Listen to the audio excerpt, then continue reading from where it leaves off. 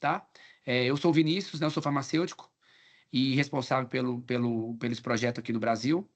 E a gente convidou dessa vez a doutora Milena, ela tá em Dubai, né, doutora Milena? E ela vai se apresentar um pouco, vou deixar ela falar. E assim, a ideia é que é um bate-papo, ela vai fazer uma apresentação em torno de 30 minutos, e aí depois a gente bate um papo e a gente encerra por volta de 50 minutos a 1 hora no máximo, até para não ficar cansativo, né? E, mais uma vez, doutora Milena, obrigado pelo seu auxílio, né? A gente se conheceu tem pouco tempo, e a doutora Milena já utiliza o IA para screening de risco cardíaco há 1 ano, a gente estava conversando agora há pouco. Então, sim, aqui no Brasil, doutora Milena, só para te fazer uma introdução rápida, eu sei que você está aí, mas você está aqui ao mesmo tempo, né? Porque a sua família está por aqui, mas o IA aqui no Brasil, o IA aqui no Brasil para diagnóstico clínico é uma coisa muito nova. Tem muito, a Anvisa saiu tem muito pouco tempo, então se não é comum ainda no Brasil o IA para diagnóstico clínico.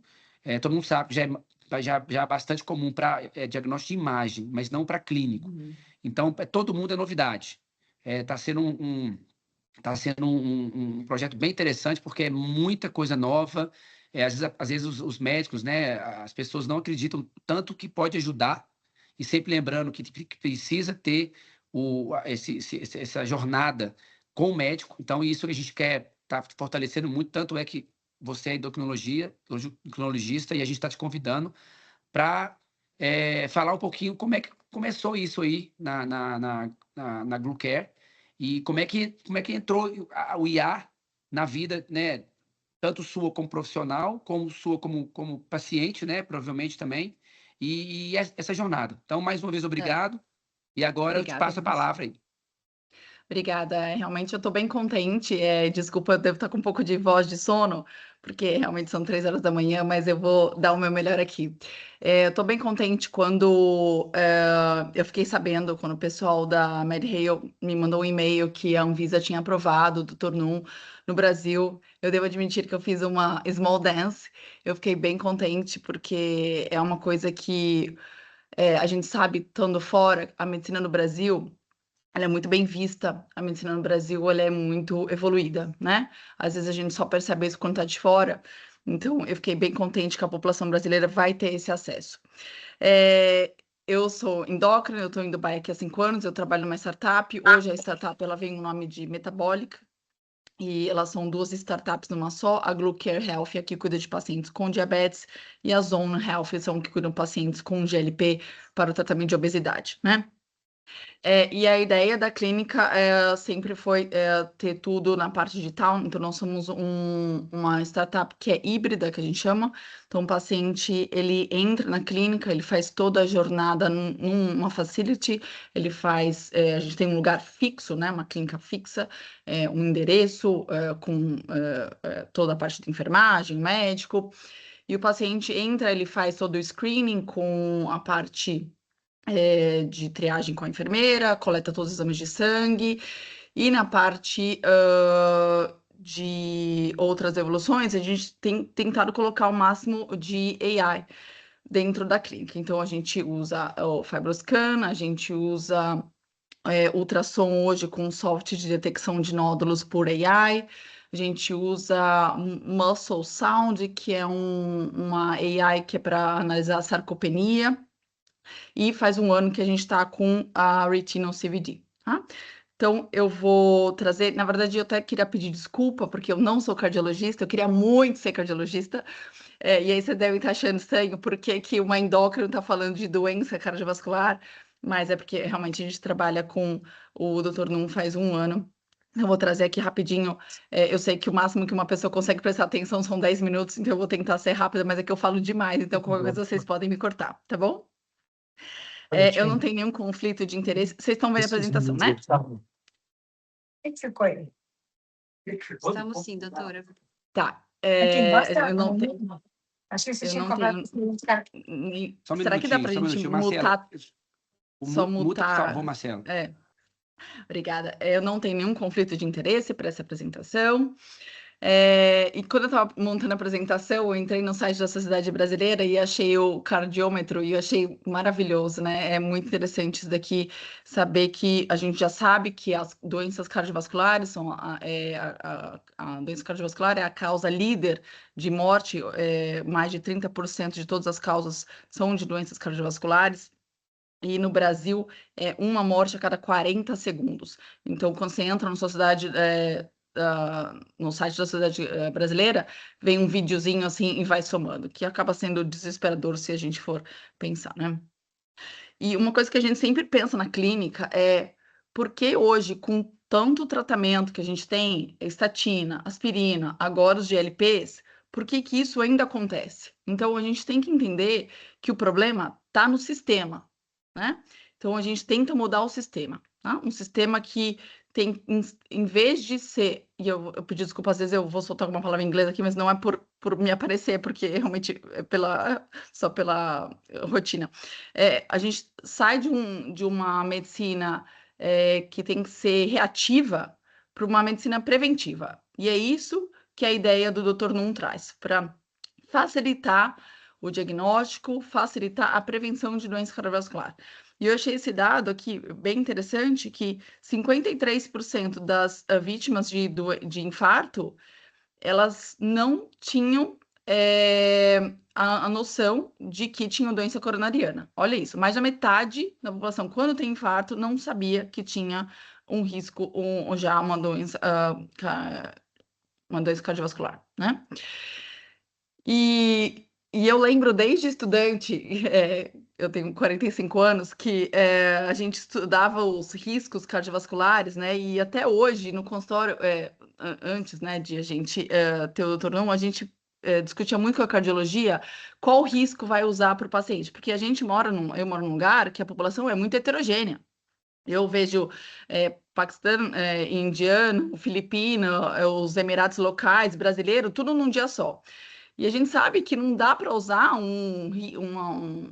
uma ferramenta para avaliar o risco de um paciente cardiovascular numa população tão heterogênea, né? E quando a gente vai ver na literatura médica, são mais de 22 calculators de risco, né? Ferramentas para acessar o risco do paciente. E essas ferramentas, elas acabam, geralmente, subestimando pacientes jovens, mulheres e superestimando pacientes idosos por causa da idade. Então, a ideia das ferramentas hoje, da inteligência artificial, é tornar a avaliação do paciente mais individualizada. A gente chama isso de medicina de precisão, né? E a gente sabe que hoje o que mais é usado, né? Obviamente, agora chegou o Prevent, eu vou comentar do Prevent daqui a pouquinho, mas até outro dia era o Pool Cohort Equation, né? Que classifica o paciente em baixo risco, borderline, intermediário e alto risco e usa a tomografia Calcio Score para definir o tratamento, se o paciente vai precisar de estatina ou não, né? Só que isso principalmente em setores de atenção primária, na linha de frente, a tomografia a gente sabe que não é fácil acesso para todo mundo, né? E aqui só falando do Prevent, que agora com o Prevent, até a Sociedade Brasileira colocou o Prevent essa semana, né, como o principal. Eu sei que deve ter algum cardiologista aí, se falar alguma coisa errada, por favor, me corrija, mas a Sociedade Brasileira agora colocou o Prevent como a principal ferramenta para calcular o risco do paciente. Então, é a primeira vez que a gente tem a oportunidade de calcular o risco em pessoas mais jovens, né, que antes começava com 40, 45 anos nos outros scores, tá? Esse slide é um slide que eu gosto muito, que traz o novo framework da American Heart Association, né? Que coloca aqui todos os fatores de risco, juntando a parte renal. Então, hoje a gente chama isso uma doença, na verdade, eles colocam kidney, cardiometabolic disease. Então, junta tudo, né? Porque a gente já sabe disso, que o coração e o rim eles são intimamente ligados. Mas você vê que eles colocam para avaliar a doença subclínica de aterosclerose subclínica, como usando ainda a tomografia de cálcio, tá? E esse slide, essa figura foi até o Vinícius que me mandou, que essa semana acontece a conferência do Colégio Americano de Cardiologia, e você vê que eles já começaram aqui colocar um screening mais avançado usando AI, que é a avaliação da retina, tá? Então, como o FibroScan, eu faço uma analogia aqui do Retinal CVD, como uma analogia com o FibroScan, que 2, 3 anos atrás, a Sociedade Americana de Diabetes incluiu o FibroScan no diagnóstico, no guideline. Então, vai acontecer a mesma coisa, já está acontecendo a mesma coisa com o Retinal CVD. Então, a gente tem que ficar, né? Tem que entender que isso vai mudar guideline, tem que entender que isso vai mudar o nosso jeito. Eu ainda fico muito pasma essa palavra com um médico que fala, ai, não uso AI, não uso, AI vai substituir o médico. Gente, pelo amor de Deus, isso é um papo de 10 anos atrás, né? Hoje o médico que não usa AI é um médico já ultrapassado há anos. E aí, só voltando a falar na retinal, na tomografia Calcio Score, que a gente sabe que ela é cara, né? Consome um tempo do paciente, é cara tanto para o paciente quanto para o provider, quanto para o insurance, né? Tem um risco de exposição, não dá para monitorar frequente, né? Eu vou falar um pouquinho mais para frente, por exemplo, na clínica a gente tem um protocolo para o retinal CVD, se o paciente é baixo risco, ele vai repetir só depois de 1 ano. Se o paciente é alto risco, ele repete 4 meses. E na tomografia não dá para fazer isso, tá? Então, a partir desse momento, veio a ideia de que a gente precisa de uma coisa, de um biomarker que seja mais simples, que seja mais econômico, que seja mais rápido, né? E aí, por que não usar o olho? E aí foi que veio a história do Tournon. Vamos lembrar que o olho é o único órgão que dá para a gente ter acesso aos vasos, sem a gente fazer nada invasivo, né? E essa frase é de um oftalmologista, Marcus Gunn, que colocou que o estreitamento das artérias da retina já classificaria como paciente com uma doença do cérebro e do rim, isso em 1898, tá? Então, olha como a gente já sabe que o olho pode ajudar a gente há muito tempo, né? E a gente já usa isso para retinopatia diabética, né? Por exemplo, na Glucare, quando o paciente entra no pacote de diabetes, ele já faz antes de ver o médico, tá? Os exames são feitos antes, e aí o paciente depois ele quebra o jejum na cafeteria, espera uns minutinhos os exames ficarem prontos até eu ver o médico, para quando chegar no médico ele já vê tudo pronto. O paciente no Diabetes Package, ele já faz o Retinal CVD, que é o Dr. Num, e já faz o exame da retinopatia diabética com a mesma foto, tá? Então, isso realmente é muito. Você vê o tempo, quanto é rápido. Uma foto, eu vou explicar um pouco mais pra frente. Uma foto do Retinal CVD fica pronta em 3 minutos, né? E a gente já sabe que usa, então, para diabetes, e a gente, né, quando estudante, todo estudante de medicina já faz fundo de olho logo nos primeiros plantões para ver crise hipertensiva, então a gente já usa as imagens do olho faz bastante tempo. E aí que vem a inteligência artificial para ajudar a gente. Vinícius, você que me mandou, né, essa história do Conselho Federal de Medicina, eu acho que é desse ano ou do ano passado, não sei, você me corrija. Isso, essa resolução tem 3 semanas, 4 semanas que saiu no máximo. Que bom, que que bom. Você só viu para que resumir, novo, né? Isso. Não, isso foi um avanço sensacional, porque, resumindo, o Conselho Federal de Medicina aprova o uso do IA, mas, obviamente, com o acompanhamento médico, com a decisão final médica, que, na minha opinião, como profissional, é o modelo perfeito. O IA sozinho, não, tem que ser com a jornada toda com o médico no final. Isso é o mais Exato. interessante. Mas Ninguém vai oficializou isso, substituir. né? Isso agora é Então, muito oficial no bacana. Brasil o uso. É muito bacana, fiquei bem contente, porque a gente usa hoje para tudo, não tem como a medicina ficar fora, né? E aí que veio a MedHale, que hoje é pioneira para trazer o Retinol CVD para o mundo. O Dr. Num ele é aprovado em mais de 8 países, se não me engano, Vinícius, me corrija se eu estiver errada. E em janeiro a gente conseguiu a prova da Anvisa. E aqui eu trouxe o paper do Lancet deles, que eles têm um banco de dados enorme, então vocês imaginam, né, para publicar no Lancet. Eu vou mostrar aqui o estudo, eles têm um biobank gigante da Coreia, Singapura e UK, tá? Com mais de 1/4 de 1 milhão de imagens de retina que foram associados com a tomografia Calci Score, né? Então, eles têm publicações no Lancet, no European Heart Journal, tem publicações no Brasil, vou mostrar um slide também próximo, para conseguir a prova da Anvisa. Então, o Retinol CVD é uma ferramenta, é um software, né? Ele foi criado baseado num algoritmo que a gente chama de Deep Learning. Então, tem evidência médica, é validado em diversas populações, o que é excelente para facilitar o tempo com um custo menor, tá? Do que uma tomografia. Então, aqui ó, os países do estudo participante. E olha que interessante, o Retinol CVD, ele classifica o paciente do mesmo jeito que a tomografia, em baixo, moderado e alto risco, tá? Sem a necessidade. Olha como foi parecido aqui, a correlação é 0,7, né? O gráfico é lindo aqui de se ver. Eu acho que mesmo quem não entenda nada de estatística consegue entender o quanto demonstrou acurácia em predizer o risco do paciente, tá? E o que foi também legal no estudo é que se você associa, né, isso que eu conversei com o Vinícius outro dia, que o Vinícius falou assim, mas vai substituir o Prevent, vai substituir o score do paciente, não vai ninguém mais vai precisar usar os calculators, né, os calculadores de risco.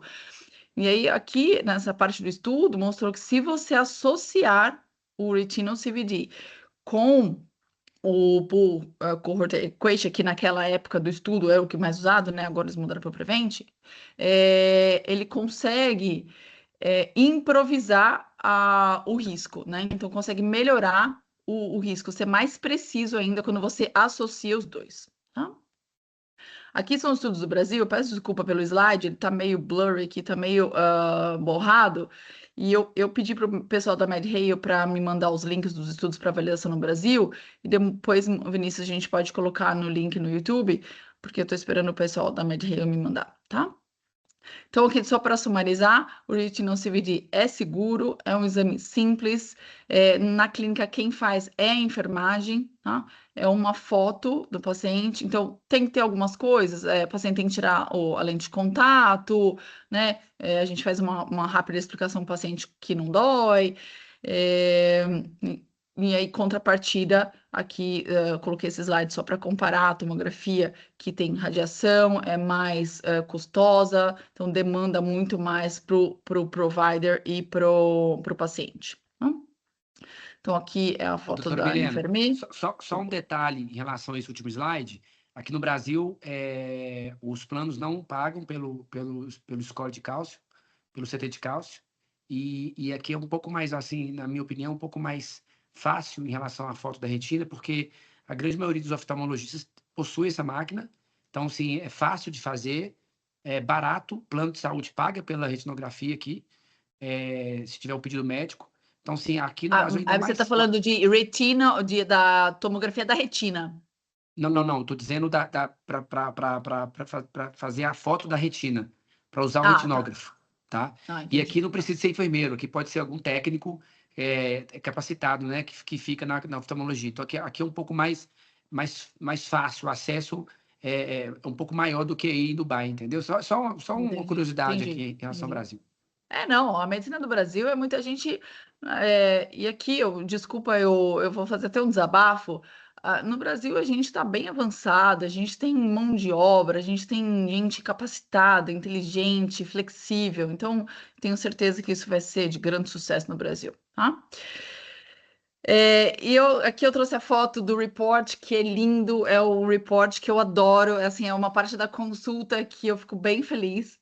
Eu não sei se dá para ver direitinho essa parte aqui, quando ele classifica um paciente em baixo e moderado e alto risco, e tem a fotinho aqui do ateroma, né? Então, os pacientes adoram essa foto quando eu explico para ele, principalmente quando o paciente está no moderado e alto risco e consegue entender melhor. Então, quando tem a foto, o paciente não entende números, a gente tem que lembrar disso. Não adianta eu falar assim: olha, seu score é 100%, o cost score correspondente na retinal CVD ao cost score é 100%. O paciente não vai entender. Então, quando ele olha a foto, e o que é legal também do report, tem aqui a referência do guideline americano e fala para o paciente: olha, tá na hora de tomar estatina, não tá na hora, vamos segurar, você tem que baixar o colesterol. Então, a gente sabe que a estatina, um dos medicamentos que diminui mortalidade, é um dos remédios mais proscritos, né? Hoje tem um bullying com a estatina, toda conferência a gente discute sobre estatina, por que que as pessoas tomam só por um tempo, por que que os médicos às vezes diminuem a dose quando o paciente atinge o alvo de colesterol. Então, com essa foto, eu consigo convencer muito mais fácil um paciente a usar a estatina, né? Então, aqui a ideia é facilitar o diagnóstico e aumentar a adesão do tratamento, tá? Então, aí na segunda página aqui tem, aí ele pontua onde está o paciente, faz uma projeção do risco do paciente ter doença cardiovascular, e na terceira página as recomendações de dieta, controle de glicemia, controle de pressão e de colesterol, né? Aí, eu prometo que eu tô acabando, é só falar um pouquinho Não, doutor da... Guilherme, só Pode te falar. cortar, mas se puder voltar no último slide, que está gerando uma dúvida aqui Aqui. no Brasil, que eu acho super importante comentar, e eu queria que você Ai, comentasse sobre tomara isso, que eu porque... saiba explicar. Não, você vai saber com Senão eu certeza, vou ter que porque... estudar. Não, você vai saber. É porque, assim, existe uma dúvida que a gente está tendo aqui no Brasil, principalmente com os médicos, com os pacientes, que eu, pelo menos como farmacêutico, e eu trabalho com screening há 25 anos, no Brasil, ainda a triagem ela não é uma avançada. O brasileiro não tria, né? Infelizmente, no Brasil ainda a gente está muito atrás de países como Estados Unidos e alguns países da Europa de triagem. Então eu vejo assim que o CDV do Dr. Num, além dele facilitar a adesão, igual você falou, mas uma grande vantagem que eu vejo agora como paciente, porque eu fui o primeiro paciente no Brasil do Dr. Num, fiz o meu, deu alto risco, procurei o cardiologista, mediquei, hoje eu sou médio risco. Aí eu olho meu score, tá, doutor? Eu olho, o meu era 42, fui para 36. Então eu quero chegar ao 34, o próximo, que é agora em março, final de março. Mas, voltando, o que eu acho mais interessante, como paciente, e agora também, sim, sem hipocrisia aqui, é que ele te dá a probabilidade de você ficar doente nos próximos 5 anos. Isso, para mim, É, como paciente, é fantástico. Ele não vai só te falar que você tá doente, né? Você tá doente, porque a maioria das pessoas aqui no Brasil, acho que talvez no mundo, para risco cardiológico, só se toca quando tem alguma coisa, né? E é, aqui é. não. O doutor Nu, ele consegue olhar o seu futuro em 5 anos, falando: olha, é médio risco, é alto risco, fique esperto, procura um médico. Eu nunca fui no cardiologista, até 47 anos. Faço check-up todo ano, sou assintomático, meus exames são ótimos, mas eu fui para o alto risco. Quando eu fiz o mapa, eu nunca tinha feito um mapa na minha vida, deu 13/8, que hoje o borderline diminuiu. Borderline, E o meu LDL era 130, minha vida inteira. E agora foi alto. Então, somado LDL, mapa e o meu alto risco, eu fui para estatina. E hoje, então, sim, eu caí para o médio risco. Então, sim, é um exemplo prático, que eu não tive prático, nenhum sintoma de infarto, de AVC, de nada. Cara, me deu um estalo. Foi impressionante o que aconteceu comigo. Isso aí, quem tá aqui, que me conhece, sabe que é um relato, assim, 100% verdadeiro, entendeu? Não, essa projeção, né, é o que realmente que o paciente que não tem conhecimento, ele fica literalmente chocado. Ele fala: nossa, eu vou infartar em 5 anos, então eu vou começar a me tratar agora, né? Realmente.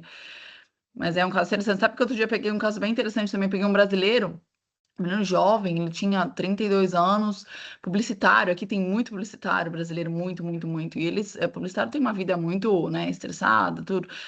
E o paciente era paciente magro, fazer um treinamento assim básico, sem não fazer nada de atividade física intensa, um LDL baixo, um LDL 83, 85, alguma coisa assim, e aí veio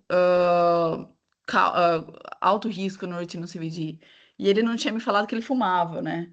Aí eu falei para ele, você fuma? Tipo, isso aqui, aí ele, não doutor, eu fumo mais de 15 anos. Então, é, é interessante como você vê que a gente às vezes pensa, não, vamos ter que achar um fator de risco só, o cardiovascular. Não, o olho vai mostrar qualquer outro fator de risco, né? Cigarro, que eu não coloquei ali. Então, eu lembrei desse caso agora. É, mas não, é uma ferramenta muito bacana, a gente está bem contente. E agora a gente vai apresentar o dado, eu acho que ele vai para o europeu, o dado de 1 ano já, porque eu te falei, a gente faz um protocolo, se o paciente é baixo risco, a gente faz um retinol-CVD de novo em 1 ano, e depois, para moderado, a gente repete em 6 meses, e para alto risco, a gente repete em 4 meses. Então, aqui só para de novo falar da GluCare, quando o paciente ele entra, ele é conectado com todos os devices, então a gente tem um aplicativo, tá, no Android, no Apple, que chama Metabolic, e o paciente, quando ele entra, ele recebe alguns devices. A gente hoje trabalha com uns CGMs, que é Freestyle Libre e o Dexcom, que tem aqui, os aparelhos de monitorizar a pressão, o Oura Ring, que é para ver sono, frequência cardíaca, e o paciente é conectado todo nesse aplicativo, e a gente tem um time virtual, que eu estava explicando lá no começo da aula, que a gente tem uma facilidade, uma facility, né, um prédio, e mais tem um acompanhamento virtual também. Então, tem um time virtual, que ele tem Diabetes Educator, tem coach, tem todos os médicos conectados nesse aplicativo. Então, tem tipo um WhatsApp também no aplicativo, que o paciente pode tirar qualquer dúvida com a gente. Então, a ideia é tentar fazer... Tentar não, o que a gente faz é fazer o monitoramento remoto do paciente, tá? Então, a ideia aqui é para facilitar esse intervalo entre os 3 meses de consulta, né? Então, por exemplo, a gente pede hemoglobina glicada a cada 3 meses. Então, o tratamento remoto do paciente, a gente avalia o paciente nesses 3 meses. A gente avalia o CGM, a gente avalia o sono através do Oura Ring a cada 3 meses. Então, a ideia é só diminuir o custo tanto para o paciente quanto para os insurance. Então, aqui o nosso protocolo é para paciente acima. Na verdade, tem vários protocolos para incluir o retinol-CVD. Se essa parte ficar confusa, vocês me brecam. A gente tem vários pacotes na clínica. Então, quando o paciente entra, que eu te falei, ele já entra nos pacotes que a gente tem, tá? Mas o retinol-CVD a gente colocou. Acho que o outro slide é um pouquinho melhor. Esse daqui hoje é melhor, depois eu volto. A gente põe em todos os pacientes no Diabetes Package, tá? Aqui tem tipo 1, tipo 2, mas obviamente qualquer LADA, MOD e pré-diabetes, a gente também coloca o retinol, tanto para avaliar a retinopatia, né? Quanto a doença cardiovascular. Então, é uma foto que a gente tira que dá para avaliar as duas doenças. Nos pacientes que passam na cardiologia, então paciente que tem histórico de hipercolesterolemia familiar, doença de morte prematura na família e todo mundo com LDL acima de 190. Então, a gente tem outros programas, que é programa de menopausa, programa de mulheres com ovário policístico, que a gente também inclui o retinol-CVD, e outros mais 2 pacotes que a gente considera isso premium na clínica, que são pacotes self-pay, que não são pelo insurance, que é um paciente que trata obesidade, porque obesidade não é coberta pelo plano de saúde, né? Então, pacientes que usam GLP, ou a gente usa o Wegovy e Mounjaro, obviamente, e entra também o retinol-CVD nos pacotes. Os pacotes de longevidade, que é o pacote mais completo que a gente tem na clínica, também entra. Então, a gente põe em pacientes, até estou esperando a cardiologista voltar da conferência, para a gente ver se realmente vai diminuir aqui, colocar para 30 anos por causa do Prevent. Mas, a grande maioria dos pacientes, a nossa clínica, a média de idade, eles são 48, 49 anos, então praticamente todos os pacientes fazem o retinol-CVD. E aí, então, se o paciente ele é baixo risco, normalmente ele sempre entra no aplicativo, que tem o coach, que orienta as modificações de estilo de vida, tá? Se o paciente é moderado e alto risco, no mesmo dia ele vai para o cardiologista, tá? O cardiologista ele fica na sala literalmente do lado do endócrino. Tá? E aí vai para o cardiologista que acaba pedindo os testes mais complementares. A gente faz na clínica ultrassom de carótida, teste de estresse. Aí aqui entra também a lipoproteína A, que já está nos guidelines, mas no Diabetes Package, por exemplo, o paciente já faz a lipoproteína A. Mas se o cardiologista vê necessidade, acaba fazendo ApoB e pedindo os testes de mais as partículas pequenas de LDL, acaba fazendo uma coisa mais precisa na parte de investigação de hiperlipidemia, por exemplo. Tá? E aí a gente repete o Retinol-CVD conforme eu falei. Esse daqui é um slide um pouco antigo, porque eu levei para o ADA do ano passado, e naquela época a gente estava com quase 600 imagens feitas, e a gente conseguiu pegar um diagnóstico de alto risco em 15% aqui. E esse é um outro estudo que eu apresentei no ADA também, que foi o Retinol-CVD em pacientes com diabetes tipo 2. Então, foram 115 pacientes sem doença cardiovascular, tá? Como eu falei, o nosso paciente média tem em torno de 48, 49 anos, e a gente achou 25% dos pacientes em alto risco. E aqui, vou só lembrar que, obviamente, diabetes é considerado já alto risco, a gente sabe disso, que tem que manter o LDL baixo, o 70, mas aqui é um estudo em vida real, e 83% dos pacientes já usavam estatina e ainda assim foram considerados alto risco. Tá? Bom, basicamente era isso que eu tinha para falar, e eu acho que sempre a parte de perguntas é mais interessante. Eu espero que vocês tenham gostado e eu espero que eu saiba responder todas as perguntas. Doutora Obrigada. Milena, eu tenho. Não, depois disso, eu quero ter só algumas perguntas assim, mais para. Eu queria trazer a realidade. É claro que são duas realidades diferentes, a gente sabe, eu já tive em Dubai várias vezes, é outra realidade. Por exemplo, aí o plano de saúde ele paga pelo IA, né, pelo Dr. Num. Aqui no Brasil não paga, não vai pagar tão cedo, como a gente sabe. Até hoje, como eu falei, a gente está na área de diagnóstico há muitos anos e existem alguns parâmetros aí super importantes que ficaram 10 anos, enfim, não dá para esperar, não dá para esperar o plano de saúde pagar. Eu vejo assim a IA aqui no Brasil ainda para classe A, B, ainda, tá para diagnóstico clínico. Acho que com certeza com o passar do tempo aí, isso vai mudar. Como é que você vê isso? Você sendo brasileiro também, você tem 5 anos só que você mora aí, como é que você vê essa jornada do paciente aqui no Brasil? Porque sempre que a gente visita algum médico, uma das primeiras perguntas mas o plano paga? Né? E não é só o médico que pergunta, isso como eu falei, tem muita gente que está aqui hoje, que está ao vivo aqui, que trabalha com diagnóstico há muitos anos, e sempre a primeira pergunta é isso. Então, existe um preconceito em relação a isso, sabe? Se o plano não paga, não vai virar. Só que a gente sabe que, como você apresentou, e eu acho que todo mundo sabe hoje, que risco cardíaco é uma das doenças que é doença do coração que mais mata no mundo, no Brasil, falando do Brasil.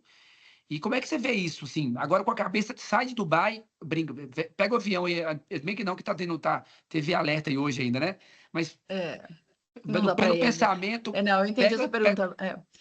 Eu vou só, eu sei que você quer que eu saia daqui, mas eu só vou te falar aqui. Aqui, realmente, eu fui conversar com o pessoal do insurance e a gente não tem cobertura 100% dos planos de saúde, tá? Não é 100%, infelizmente, ainda.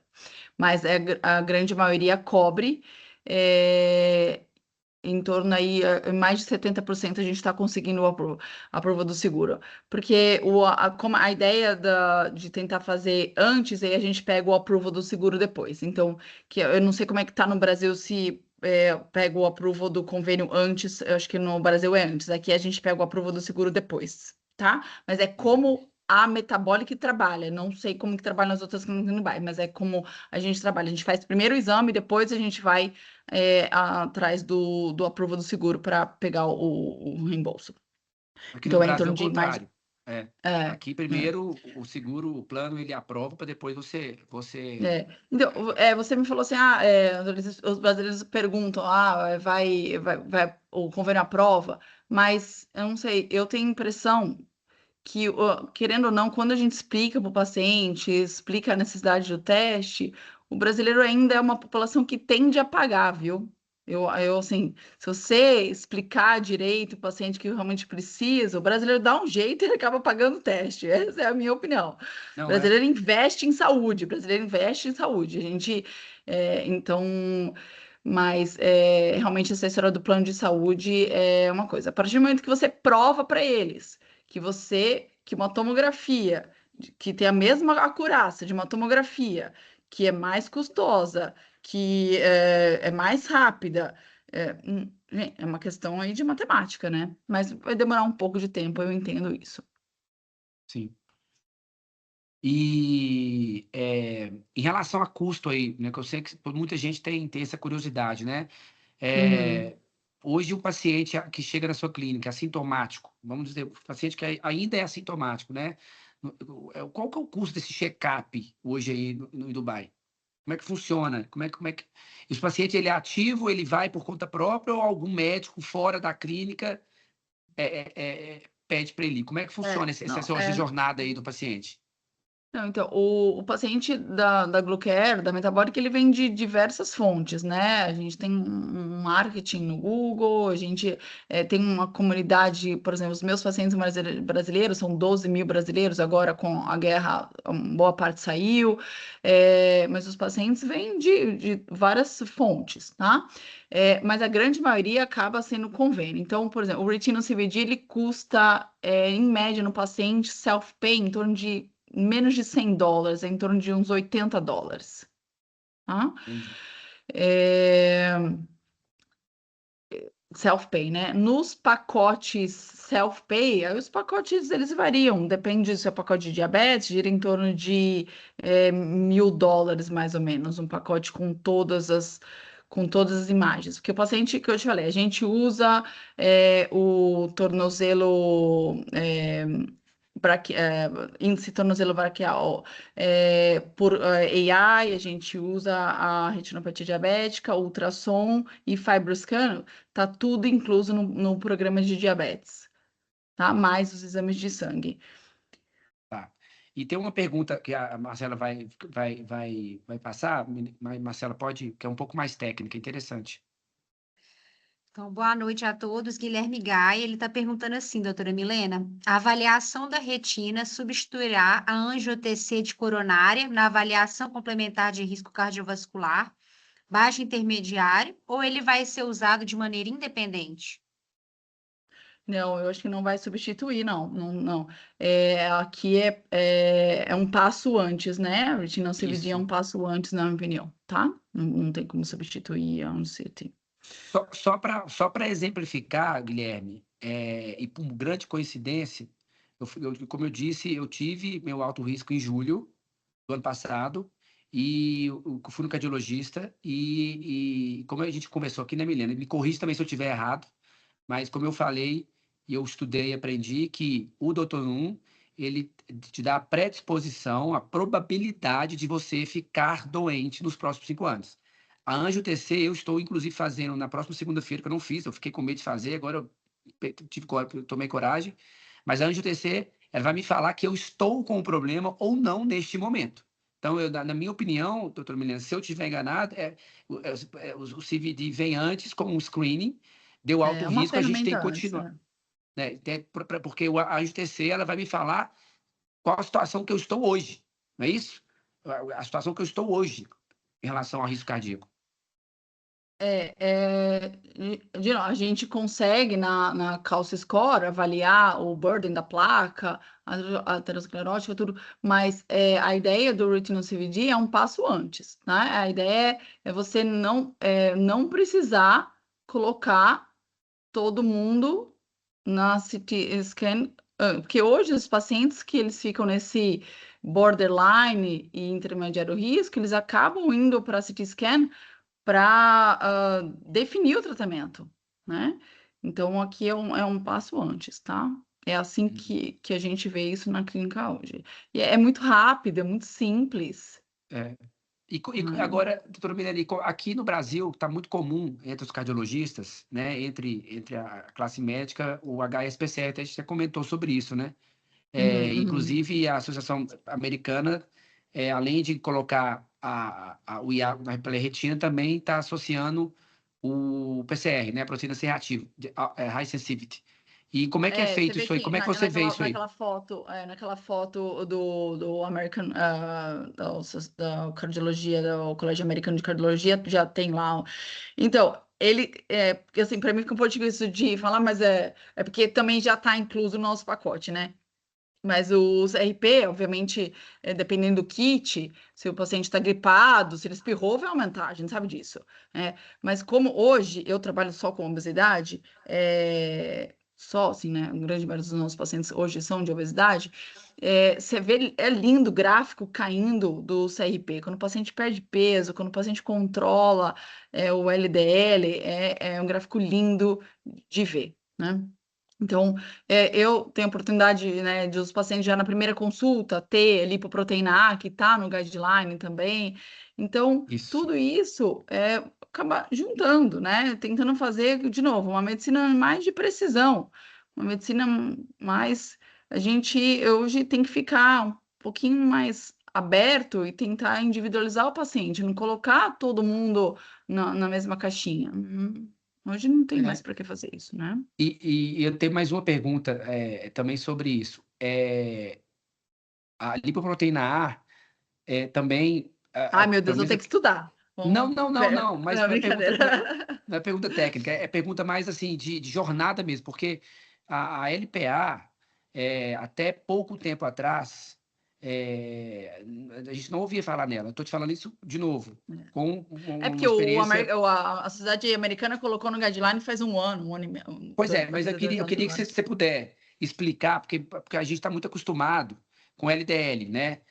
Assim, com perfil lipídico, sempre associando a parte de risco cardíaco com o perfil lipídico.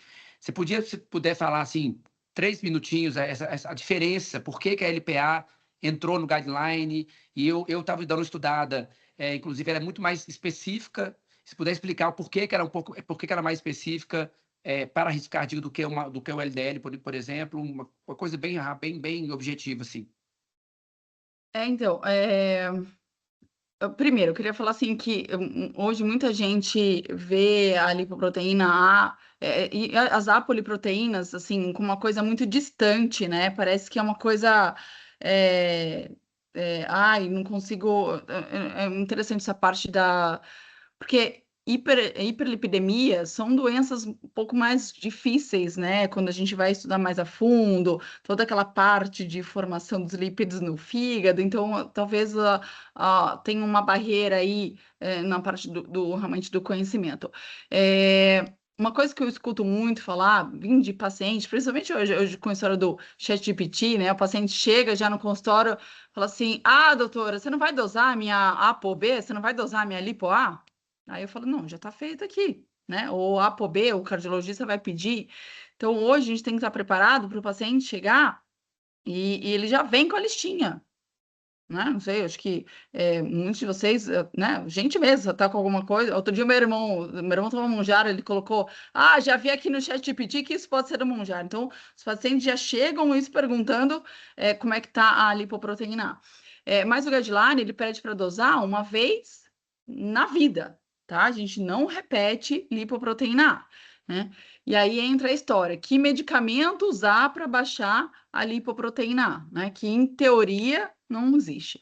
Agora, com os inibidores da PCSK9, né, os inibidores de formação de colesterol, a gente vai ter principalmente os orais chegando, agora vai ter oral de PCSK9 chegando, a gente vai ter uma ferramenta, de novo, a mais, não só a estatina, para tratar esses pacientes de alto risco, né?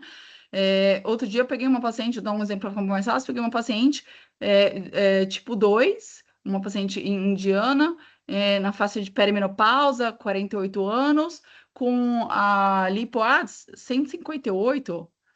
Aí mandei ela para o cardiologista fez eco, já tinha uma hipertrofia, paciente com hipertensão também. Então, a ideia é só uma ferramenta a mais para você ver o quanto o risco, o quanto do paciente aumenta o risco. Então, de novo, é juntar tudo, né, e tentar individualizar o paciente naquele momento.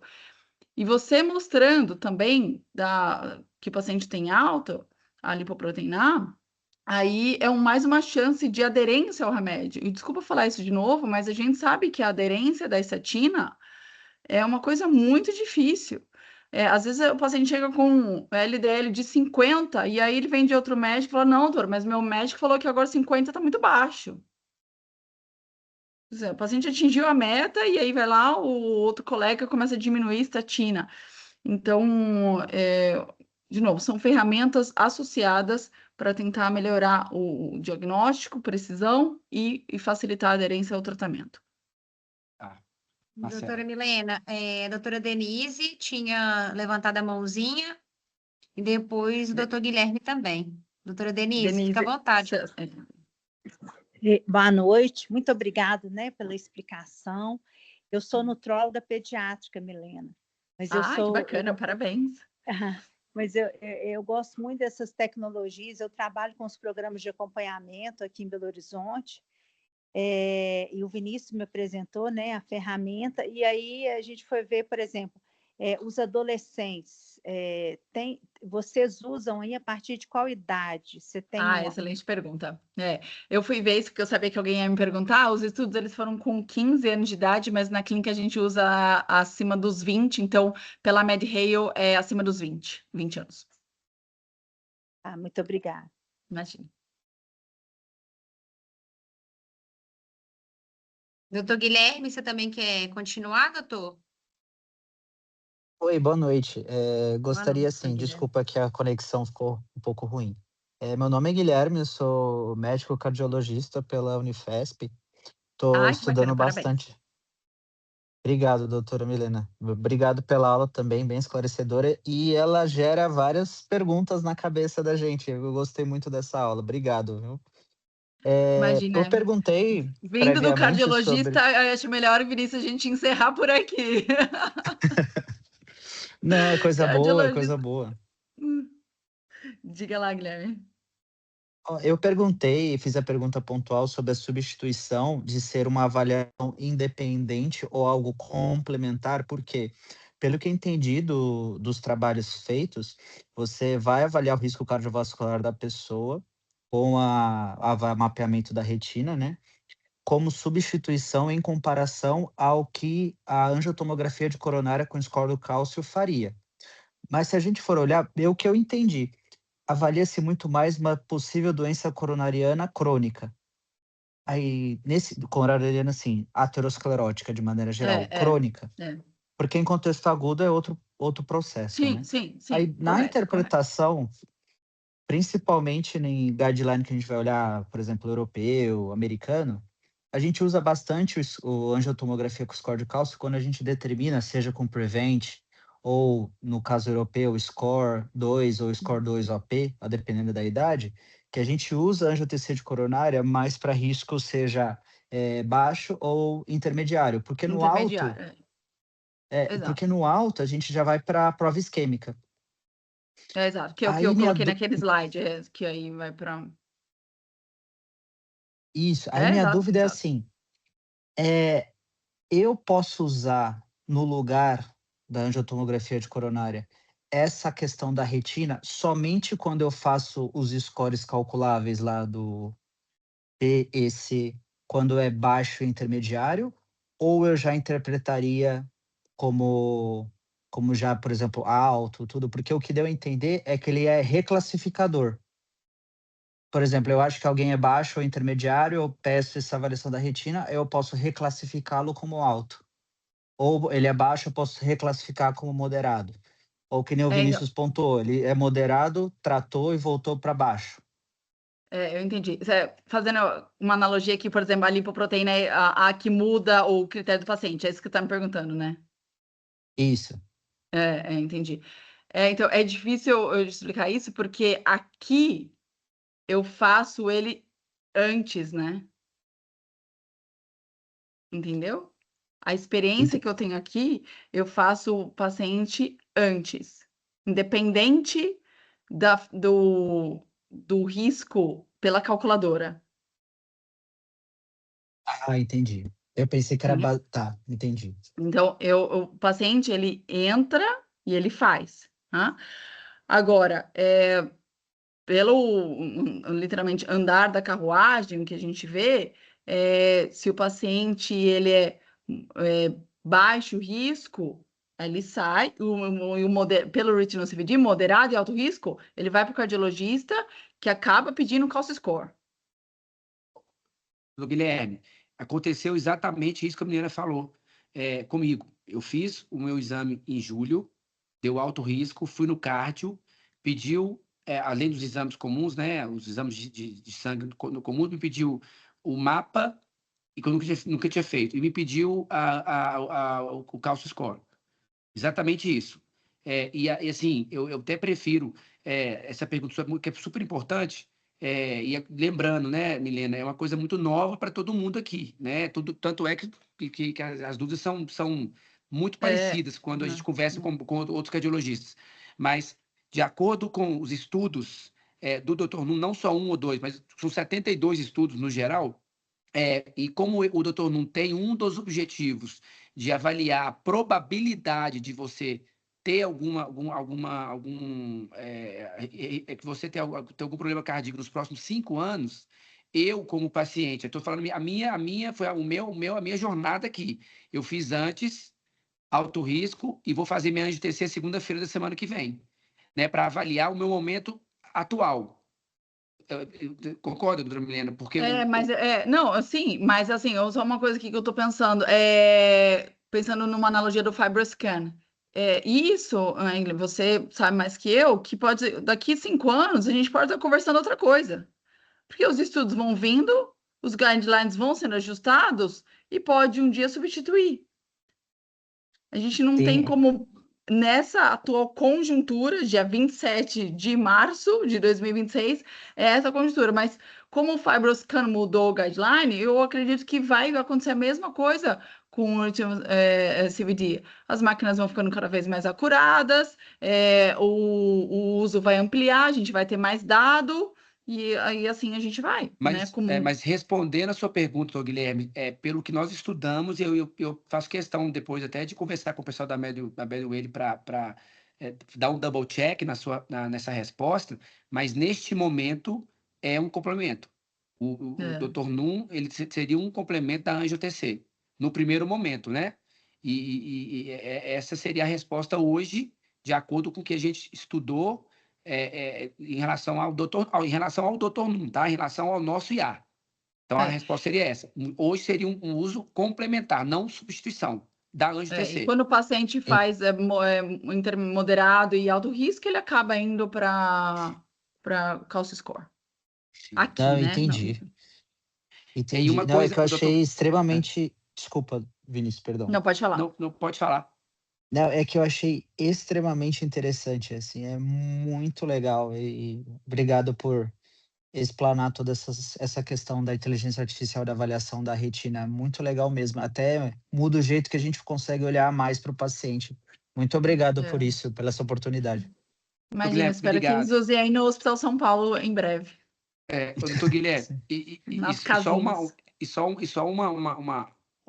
gente, de novo, eu estou falando como paciente, sem crachá aqui de doutor Num, paciente.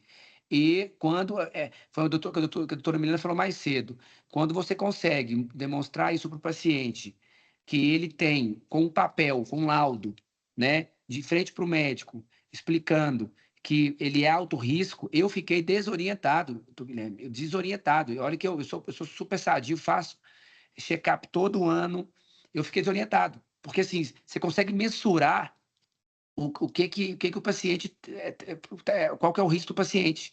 E também, doutora Milena, pegando para monitoramento, doutor Guilherme, porque o doutor não é só para ver a probabilidade do risco cardíaco, mas também para monitoramento. Então, você consegue mensurar o trabalho que a doutora Milena, como endocrinologista, está fazendo com o paciente diabético obeso. Porque você repete a cada 6 meses, 4, 6 meses, então você consegue mensurar esse perfil, né, doutora Milena? Em relação Que a. com a tomografia não dá para você. Eu não sei como é que faz na escola, na escola paulista, se vocês repetem que com a ressonância você consegue repetir facilmente, e a gente vai ver a melhora, principalmente agora com os GLPs, a estatina, você vê a melhora do paciente, e isso com certeza vai ser demonstrado na imagem da retina. Que na tomografia talvez demoraria mais tempo, seria mais custosa, né? Isso que a gente já conversou. Mais Perfeito, alguma coisa? doutora. Obrigado, viu? Muito Imagina, obrigado Guilherme. mesmo. Prazer. Obrigado, doutor Guilherme. Obrigado. Prazer foi todo meu.